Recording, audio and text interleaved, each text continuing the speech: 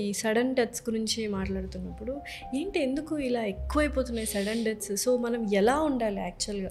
కొంతమంది ఫ్యూచర్ గురించి భయపడుతుంటారు, లేకపోతే పాస్ట్ గురించి బాధపడుతుంటారు. ఈ రెండూ కాకుండా ప్రజెంట్లో ఉండడం ఎలా? సడన్ డెత్స్ ఎవరికి ఎప్పుడు వస్తుంది తెలియదు. So therefore I said I'm planning one day. Okay, future planning ఉండొచ్చు. కొంతమంది ఏమంటారంటే అఫర్మేషన్స్, యూనివర్స్ అఫర్మేషన్స్ అట్లా అనకూడదు. వన్ డే అంటే నీకు అక్కడికే ఫుల్ స్టాప్ అయిపోతుంది. కానీ నా విషయం నా వన్ డే వర్క్ అవుతుంది కాబట్టి I'm leading it. So no first thing ఏంటంటే ఎందుకు సడన్గా చనిపోవడానికి చాలా రీజన్స్ ఉన్నాయి. It's not reasonless. దీనిలో ఒక చిన్న ఎగ్జాంపుల్ చెప్తాను. నా ఒక క్లయింట్ షోల్డర్ పెయిన్స్ ఆమెకి. ఓకే, చాలా రోజుల నుండి 2 సైడ్ల భుజాలు పెయిన్స్. ఆమెకేంటో తెలవట్లే. డి విటమిన్ టెస్ట్ అన్నారు, అదన్నారు, ఇదన్నారు. ఫైనల్గా ఏంటో తెలుసా, after few days she had lung cancer. So సిమ్టమ్స్ని ఏదైనా కానీ, చిన్న సిమ్టమ్ అయినా కానీ, అదే చిన్న పావునైనా కానీ పెద్దగారితో కొట్టాలంటారు కదా, సేమ్ థింగ్ ఈ మధ్య కాలంలో.